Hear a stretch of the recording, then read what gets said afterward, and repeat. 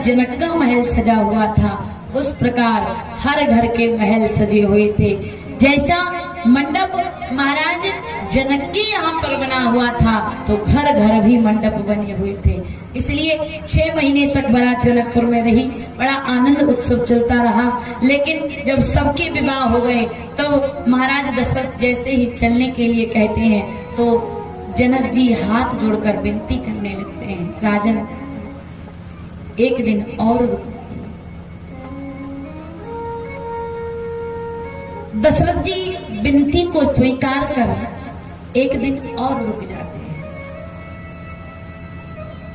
अगले दिन चलने का विचार बनाते हैं। जनक जी को फिर पता चल जाता है, फिर आते हैं, महाराज एक दिन और रुक जाइए।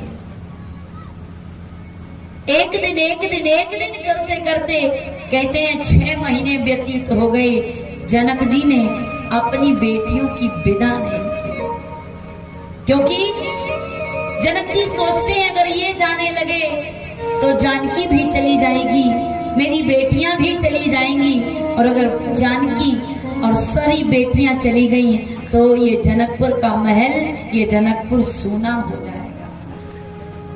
इसलिए एक दिन करके जनक जी रोकने लगते हैं। प्रेम के कारण दशरथ जी भी रुक जाते हैं। 6 महीने व्यतीत हो गए, लेकिन आज जब चलने की तैयारी की, जनक जी को फिर पता चला कि दशरथ जी जाने का विचार बना रहे हैं। जनक जी फिर आए, हाथ जोड़ने लगे, महाराज एक दिन और रुक जाइए ना। आज दशरथ जी समझाते हैं, राजन एक दिन करके कब से रोक रहे हो, और एक दिन करते करते ये 6 महीने व्यतीत हो गया है।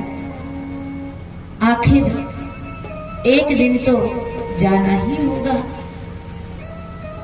एक दिन तो आपको जानकी की विदा करनी ही होगी।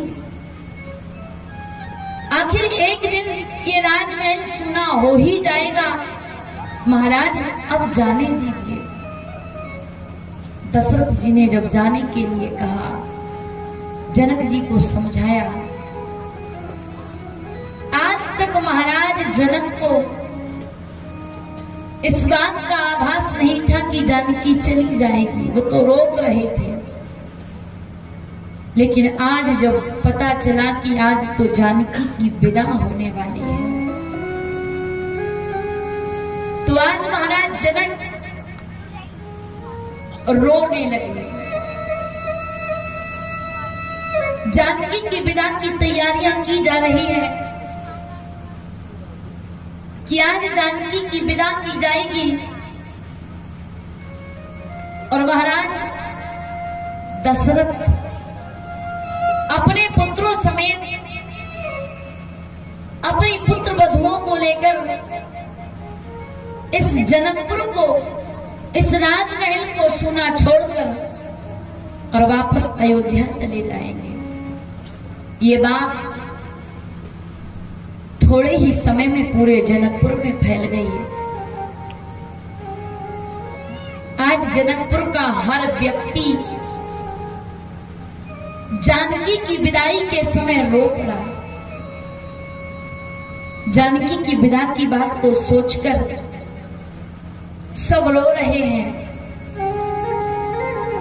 सब अपना काम काज छोड़कर जानकी जी के पास आ गए कि ये कामकाज तो चलते ही रहेंगे, ये कामकाज कभी समाप्त नहीं होगा, लेकिन आज जानकी जी चली जाएगी। आज राम जी इतने वर्षों से यहाँ पर थे, इतने महीनों से यहाँ से रुके हुए थे, आज वो चले जाएंगे। आज जिस जनकपुर में अभी तक चारों ओर आनंद था, राम लक्ष्मण भरत शत्रुघ्न और जानकी जी के जाने से ये जनकपुर सूना हो जाएगा। ये बात सोचकर सब जनकपुर वासी रो पड़े। और महाराज जनक, जिन्हें विदेहराज जनक कहा जाता है, आज वो विदेहराज जनक, जिन्हें ज्ञानी कहा जाता है, वो ज्ञानी महाराज जनक अपनी बेटी की विदा पर रो पड़े। आखिर संसार का नियम है, परंपरा है, सृष्टि का नियम है। जिस पिता ने, जिस घर में बेटियां हैं, एक ना एक दिन उन माता पिता को अपनी बेटियों को विदा करना पड़ता है। ये संसार का नियम है, क्योंकि बेटियों को महाराज हिमाचल जैसे पिता अपने घर अपनी पार्वती को नहीं रख सके, महाराज जनक जैसे पिता अपनी जानकी को अपने घर पर नहीं रख सके, तो हम तो संसारी मनुष्य हैं। एक ना एक दिन बेटी को विदा करना पड़ता है। जो नियम बनाए गए हैं, उन नियमों का पालन करना पड़ता है। हर पिता को अपनी बेटी की विदा करनी पड़ती है, लेकिन जिस समय बेटी की विदा की जाती है, अगर कोई व्यक्ति सबसे अधिक दुखी होता है तो वो एक पिता है, क्योंकि हम सभी तो संसार के पिता हैं। महाराज जनक, जिन्हें ज्ञानी कहा जाता है, जिन्हें विदेहराज जनक कहा जाता है, आज वो विदेहराज जनक जब सुनते हैं कि आज मेरी जानकी की विदा होगी, तो महाराज जनक जानकी जी के पीछे पीछे घूम रहे हैं, रोते जाते हैं, आंखों से आंसू बह रहे हैं, और जानकी जी के आगे पीछे घूमते हैं। मानो जैसे कोई एक बालक होता है और वह बालक अपनी माँ से अपनी कोई बात मनवाना चाहता है, अपना कोई पूरा काम पूरा कराना चाहता है, इसलिए वह बालक करता क्या है, अपनी माँ का आंचल पकड़कर, अपनी माँ की साड़ी का पल्लू पकड़कर उस माँ के आगे पीछे घूमता रहता है कि माँ मेरी बात मान ले, माँ मेरी बात सुन ले, माँ मेरा काम पूरा कर दे। इसलिए वह बालक जिस प्रकार अपनी माँ की साड़ी का पल्लू पकड़कर आगे पीछे घूमता रहता है, वैसे ही महाराज जनक की स्थिति है। आज महाराज जनक जानकी जी की साड़ी का पल्लू पकड़े हुए आगे पीछे घूम रहे हैं, रोते हैं, क्योंकि जानकी विदा हो जाएगी। और जानकी जी की विदा होने का दुख सबसे अधिक महाराज जनक को है, क्योंकि पिता को अगर सबसे अधिक स्नेह करती है तो वह बेटियां होती है। एक पल के लिए बेटा आपको अपशब्द कह देता है, एक पल के लिए बेटा आपसे कठोर वचन कह देगा, लेकिन बेटी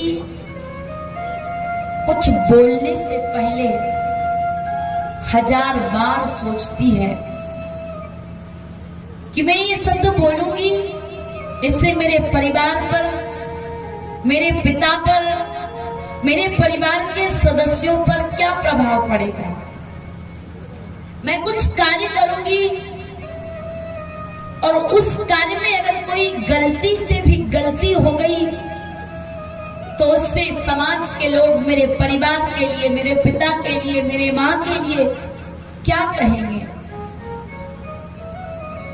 अगर मुझसे कुछ अपराध हो गया, समाज के लोग उंगलियां उठाएंगे। हर बात पर बोलने से पहले 1000 बार सोचते हैं। बेटा आपको दुख दे सकता है, लेकिन बेटियां कभी दुख नहीं देती हैं। आपका बेटा बदल सकता है, लेकिन बेटियां कभी नहीं बदलती हैं। विवाह के बाद बेटा अलग हो सकता है, विवाह के बाद बेटियां ससुराल जरूर चली जाती हैं, लेकिन उसका मन अपने माता पिता में लगा रहता है। ससुराल में काम करती रहेगी तो सोचती रहेगी, पता नहीं मेरी माँ क्या कर रही होगी, पता नहीं मेरे पिता क्या कर रहे होंगे, पता नहीं मेरे भाई भाभी मेरे माता पिता का ध्यान रखते होंगे या नहीं रखते होंगे, उनकी जरूरत की वस्तुएं, जरूरत के सामान उन्हें समय पर मिलते होंगे या नहीं मिलते होंगे। क्योंकि बेटी का काम होता है, अगर पिता घर से बाहर निकलता है तो हर एक चीज, हर एक सामान याद कर करके पूछना, ये सामान ले जाओ, वो सामान ये रख लिया, वो रख लिया। हर एक सामान की याद दिला दिला कर अपने पिता को घर से बाहर भेजती है कि कहीं कोई काम छूट ना जाए, कोई सामान छूट ना जाए, जिससे मेरे पिता को बाहर परेशान होना पड़े। और अगर पिता घर लौटने में विलंब कर देता है, परिवार का हर सदस्य सो जाएगा, दिखावे के लिए बेटी भी भले सो जाएगी, लेकिन उसे नींद नहीं आती है, क्योंकि अभी पिताजी घर पर नहीं आए हैं, लौटे नहीं हैं, देर हो गई है, रात हो, जरूरी नहीं कि उसे कुछ काम है इसलिए जाग रही है, नहीं, बस कुछ काम नहीं है फिर भी जाग रही है। और पिता अगर घर पर आ जाए तो सबसे पहले आकर बेटी मिलेगी, उसे कुछ कहना नहीं है, उसे कुछ सामान नहीं चाहिए, उसकी कुछ मांग नहीं है, लेकिन वो देखती है कि हाँ पिताजी घर आ गए, एक बार देख लेगी फिर भले जाकर सो जाएगी। सारे परिवार की व्यवस्था पिता देखता है, सारे परिवार की देखभाल पिता करता है, सारे परिवार की जरूरतों की पूर्ति पिता करता है, लेकिन पिता की देखभाल बेटी करती है। आप बेटी को कितना ही डांट लो, कितना ही भला बुरा कह लो, लेकिन मैं अपने पिता की बात का कभी बुरा नहीं मानती, क्योंकि जैसे माँ सबसे अधिक बेटे को प्रेम करती है, ऐसे ही बेटियां सबसे अधिक पिता को प्रेम करती है और पिता बेटियों को प्रेम करता है। लेकिन एक समय ऐसा आता है कि भय का दिखावा करने वाला पिता, जो बात बात पर बेटी को डराते रहता है, डांटते रहता है, समझाते रहता है, वो पिता एक समय ऐसा आता है जब बेटी की विदा होती है, उस समय पर वह पिता कमजोर पड़ जाता है, जीवन भर बेटी के प्रति कठोर व्यवहार रखने वाला पिता जब बेटी की विदा का समय आता है तो उसका जो दिखावे का कठोर व्यवहार है वो समाप्त हो जाता है और वो पिता रो पड़ता है। जिस समय बेटी की विदा की जाती है पिता घर के एक कोने में बैठा बैठा रोता रहता है और माँ बेटी की विदा की तैयारियां करने लगती है। माँ रोती रहती है लेकिन विदाई की तैयारियां भी करती रहती है। क्यों? क्योंकि वो जानती है कि मैं भी किसी की बेटी थी। वो जानती है मैं भी अपने माता पिता को छोड़कर आई हूं। वो जानती है कि जिस प्रकार मैंने अपने परिवार को त्याग दिया, मेरे परिवार को छोड़कर आई हूं, उस प्रकार मेरी बेटी को भी जाना होगा। इसलिए वो माँ कठोर हृदय पर पत्थर रखकर अपनी बेटी की विदा की तैयारियां करती है। लेकिन पूरे विवाह का काम पिता करता है। पूरे विवाह में मेहमानों की व्यवस्था, बारातियों की व्यवस्था, सारी व्यवस्था पिता देखता है। लेकिन जिस समय बेटी की विदा का समय आता है वो पिता कुछ काम नहीं कर पाता है। वो पिता एक कोने में बैठा बैठा रोता रहता है। लेकिन आज माँ अपनी बेटी की विदा की तैयारी करती है और बेटी को विदा भी करती है। लेकिन वो पिता आखिरी तक बेटी के सामने नहीं आता है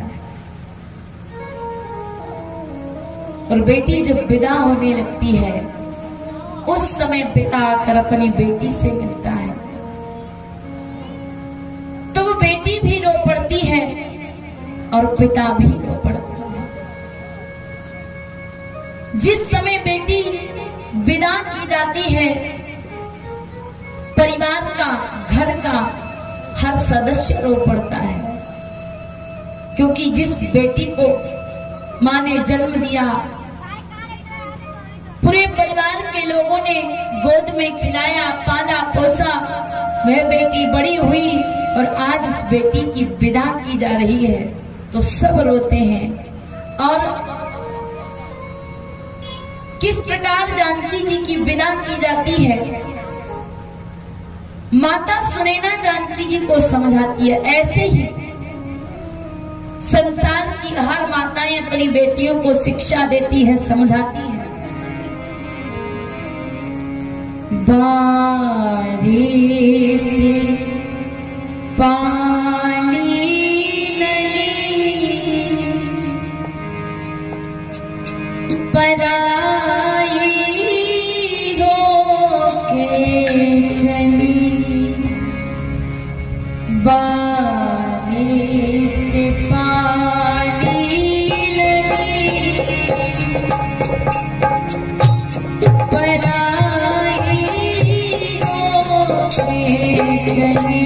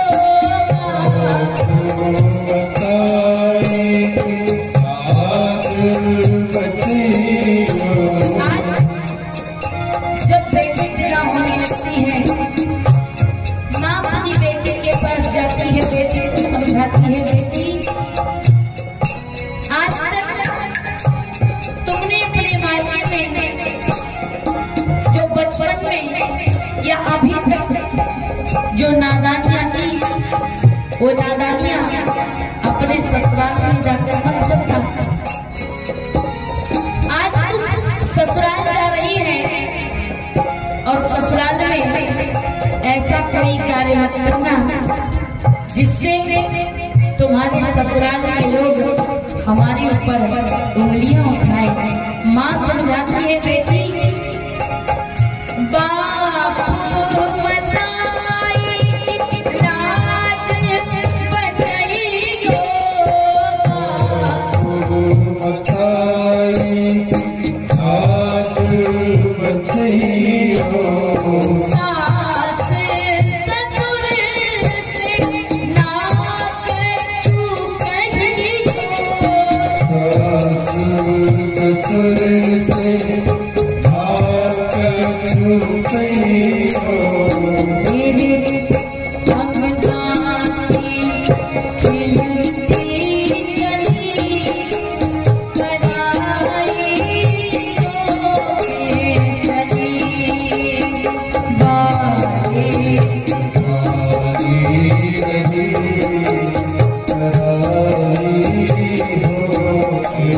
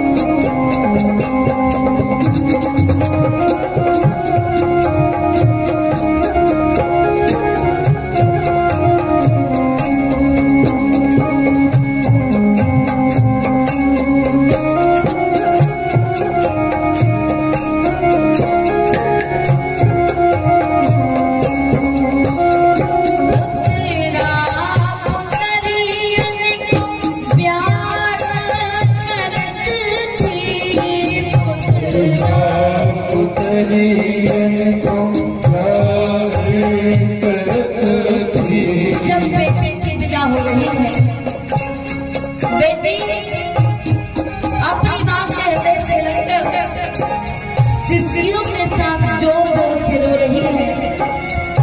मां अपनी बेटी को समझाती है, बेटी याद है जब तुम छोटी थी तब मैंने तेरे लिए छोटे छोटे गुड्डा दिया बनाए थे और तुम खेल खेल में रोज गुड्डा गुड़िया का विवाह करती थी और जब गुड़िया की विदा करती थी तो खूब उछल उछल कर नाचती थी, लेकिन अपनी विदा के समय रो रही है।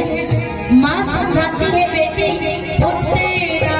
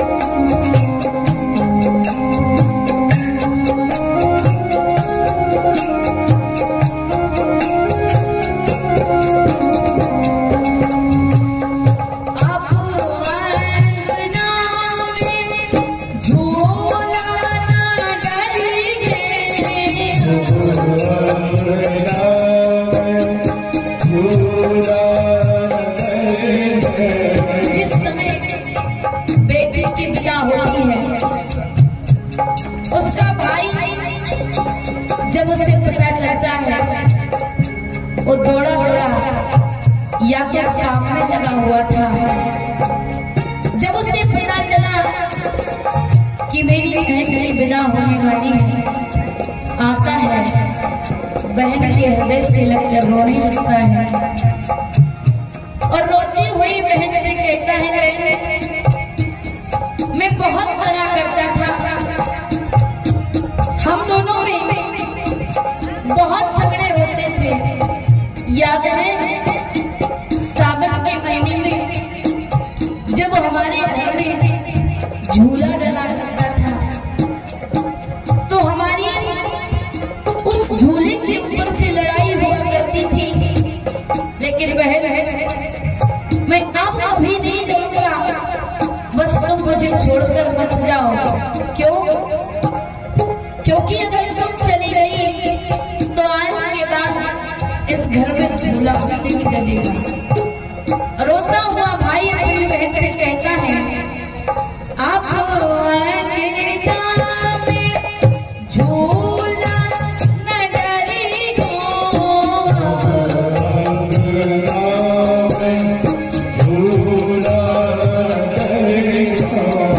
झूला से बहन अब हम न लड़ी हो, झूला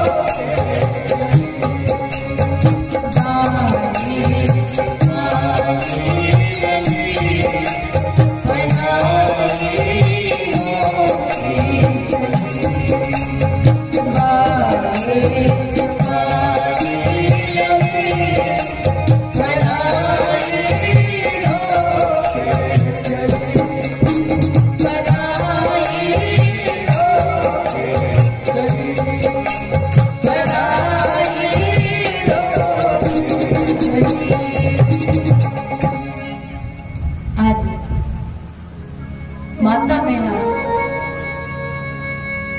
सीता जी को समझाती है, रोते बिलखते हुए सभी जनकपुरवासी जानकी जी की विदा करते हैं और जानकी जी के वियोग में मनुष्यों की बात तो छोड़ो,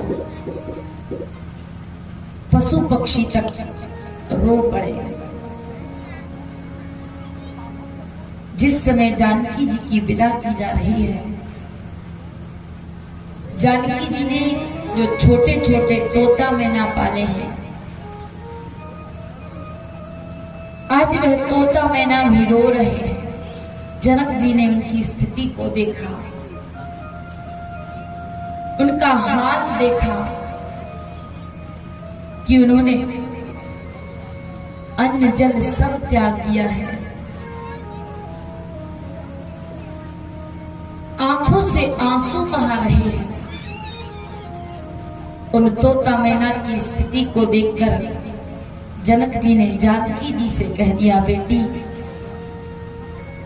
तुम इन तोता मैना को भी अपने साथ ले जाओ, नहीं तो ये तुम्हारे वियोग में अपने प्राण त्याग देंगे। रामचरितमानस में वर्णन आता है, सुख सारिका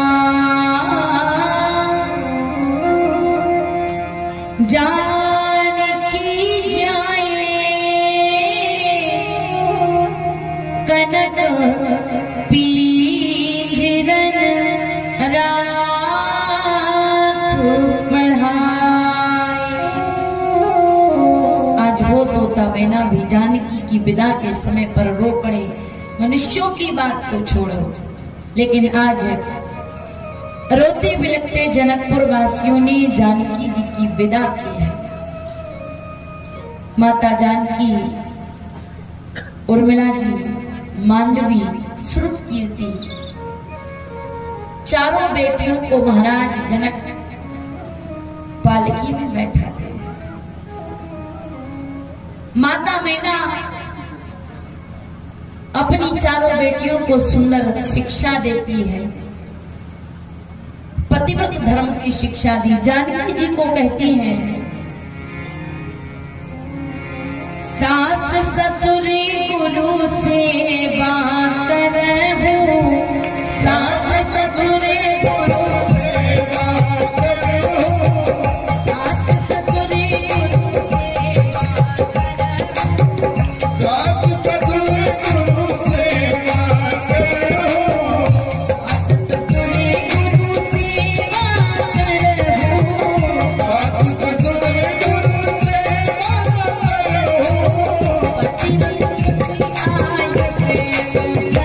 करहु,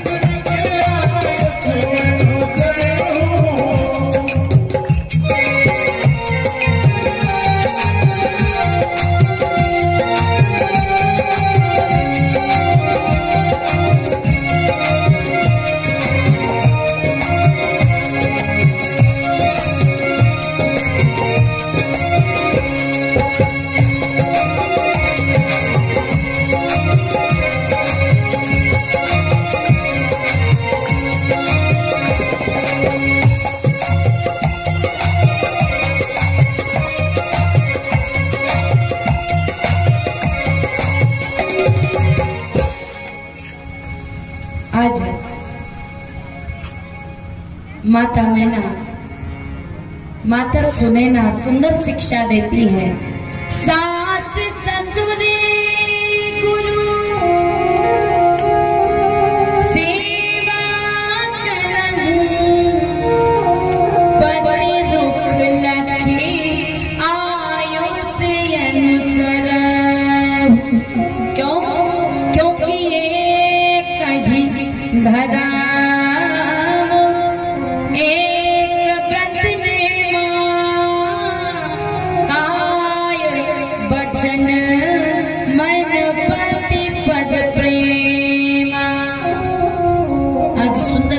दी माता सुनैना ने। माता सुनैना क्या कह रही है? सास ससुर गुरु सेवा कर रही है। लेकिन जिस समय पार्वती जी की विदा हुई तो माता मैना उन्हें सुंदर शिक्षा देती है, पतिव्रत धर्म की शिक्षा देती है और क्या कहती है कि भगवान शंकर के चरणों की सेवा किया करना। क्यों? क्योंकि जानती है कि वहां परिवार में कोई है नहीं। नारद जी ने पहले बता दिया था, आगुने अमान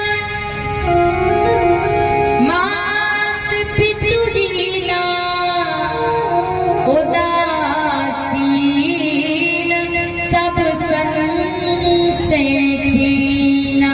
इसलिए शिक्षा देती है, कह रही है, करहु सदा शंकर पद पूजा, शंकर पद पूजा, नारी धर्म पति देव रघुजा, करहु सदा शंकर पद पूजा, पद पूजा,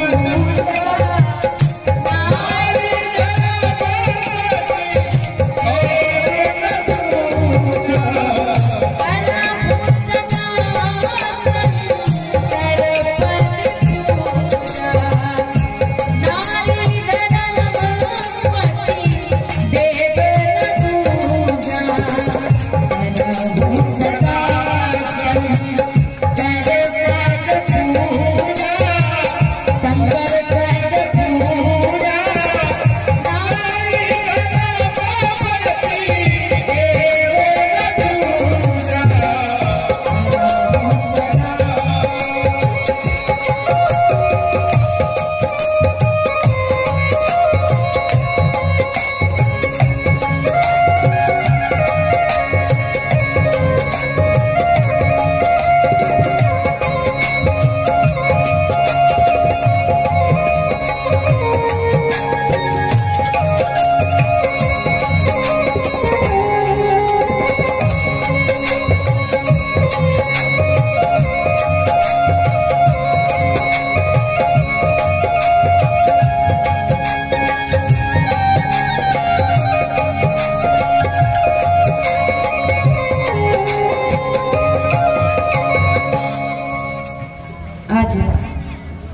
माता मैना ने सुंदर शिक्षा दी, करहूं सदा शंकर पद पूजा। क्यों?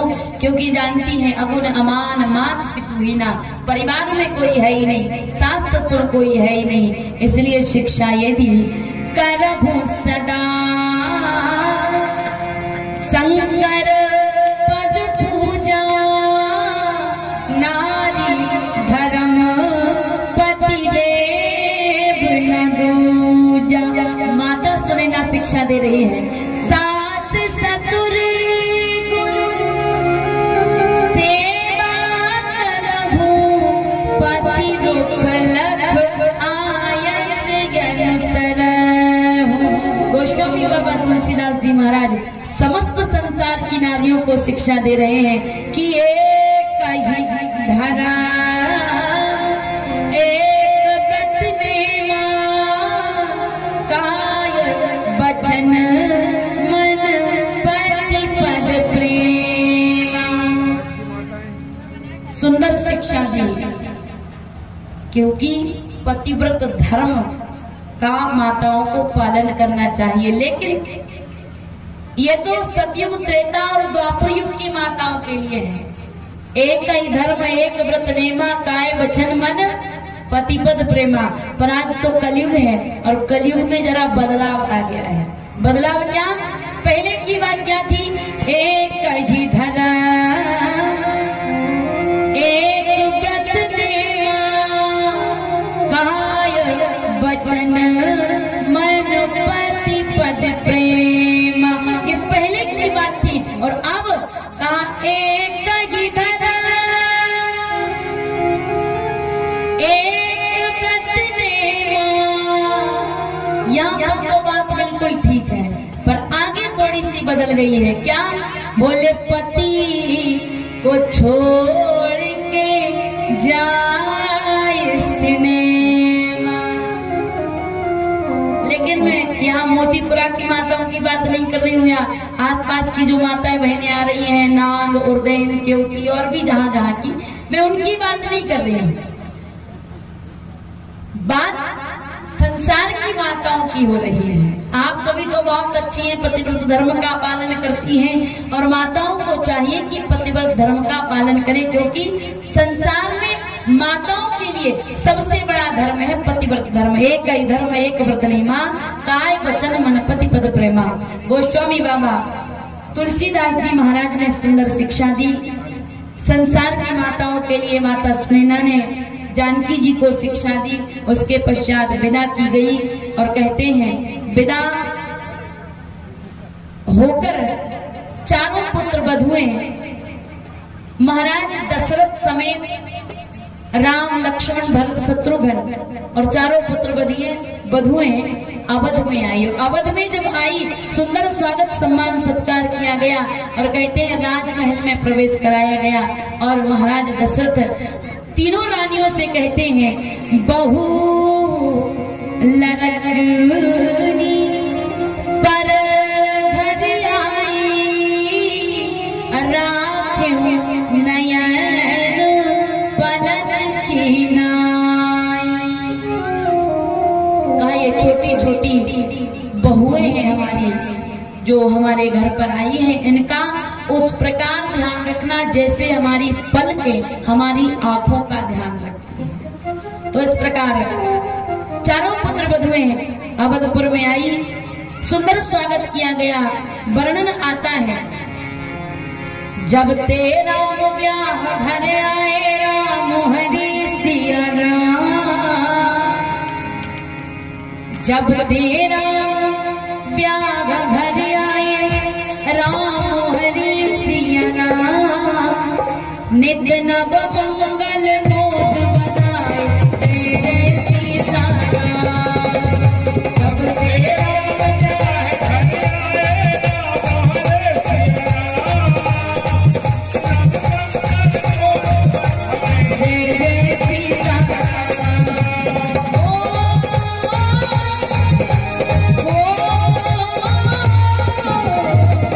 जब तेरा